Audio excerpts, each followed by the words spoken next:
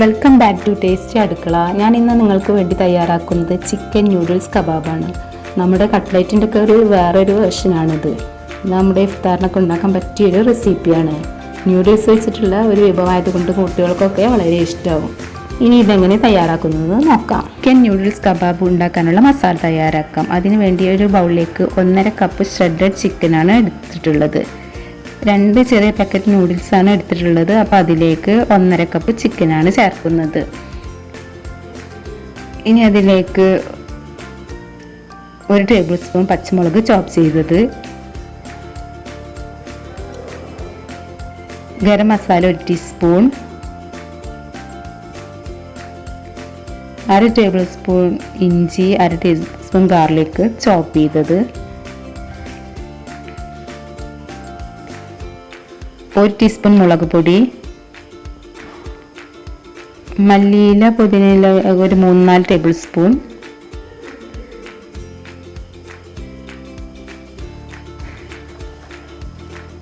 കുറച്ച് ഉപ്പ് ചേർത്ത് കൊടുത്താൽ മതി. നൂഡിൽസിൻ്റെ ഇൻസ്റ്റൻറ്റ് മസാലയിൽ ഉപ്പുണ്ടാവില്ല, അത് ചേർക്കുന്നുണ്ട്. അതുകൊണ്ട് ഉപ്പ് ഇട്ട് വേവിച്ച നൂഡിൽസുമാണ്. അപ്പോൾ ഉപ്പ് ശ്രദ്ധിച്ച് ചേർത്ത് കൊടുക്കണം. നൂഡിൽസിൻ്റെ പാക്കറ്റിൽ ചെറിയ ഇൻസ്റ്റൻറ്റ് മസാല 2 പാക്കറ്റ് ചേർത്ത് കൊടുക്കുന്നുണ്ട്. പിന്നെ chilli garlic sauce 1 table spoon, അത് ഉണ്ടെങ്കിൽ ചേർത്ത് കൊടുത്താൽ മതി.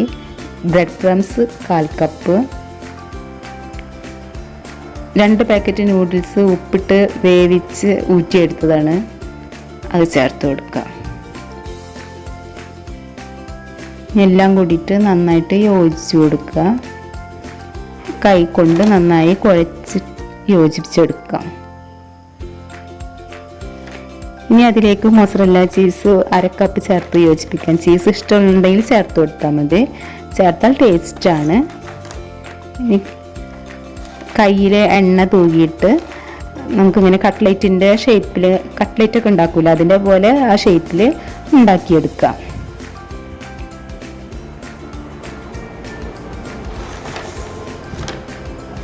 പിന്നെ വെജിറ്റബിൾസ് വേണമെങ്കിൽ ഈ ഇതിൽ ചേർത്ത് കൊടുക്കട്ടോ, മസാലയിൽ ഇഷ്ടമുണ്ടെങ്കിൽ.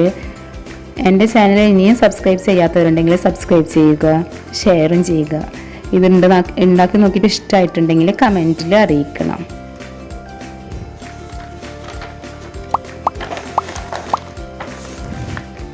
എല്ലാ മസാല ഫുള്ള് നമുക്ക് ഇതുപോലെ കട്ട്ലേറ്റിൻ്റെ ഷേപ്പിൽ ഇങ്ങനെ ഉണ്ടാക്കിയെടുക്കാം.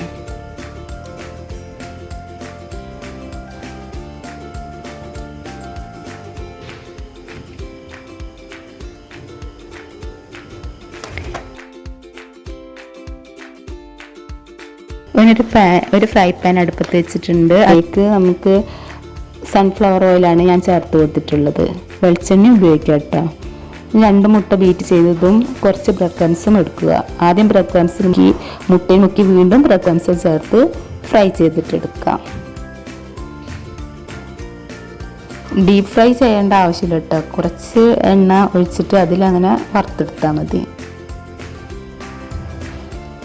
പിന്നെ അതുപോലെ ഇങ്ങനെ ഫ്രിഡ്ജിൽ വെച്ചിട്ട് ഇങ്ങനെ ബ്രെഡ് ക്രംസിൽ മുട്ടയിലൊക്കെ മുക്കിയിട്ട് ഫ്രിഡ്ജിൽ വെച്ചിട്ട് കുറച്ച് സമയം വെച്ചതിന് ശേഷം ഫ്രൈ ചെയ്തെടുക്കുകയാണെങ്കിൽ ഈ ബ്രെഡ് ക്രംസ് ഒന്നും ഇങ്ങനെ എണ്ണയിൽ അധികമാവില്ല, നന്നായിട്ട് ഈ കബാബിൽ പിടിച്ചിരിക്കും.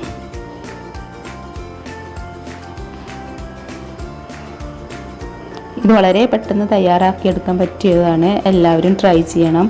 നമുക്ക് ഇഫ്താറിനൊക്കെ പെട്ടെന്ന്, വൈകുന്നേരത്തൊക്കെ പെട്ടെന്ന് തയ്യാറാക്കിയെടുക്കുകയും ചെയ്യാം. കുട്ടികൾക്കൊക്കെ നൂഡിൽസ് ആയ കാരണം കുട്ടികൾക്കൊക്കെ നന്നായി ഇഷ്ടപ്പെടുകയും ചെയ്യും.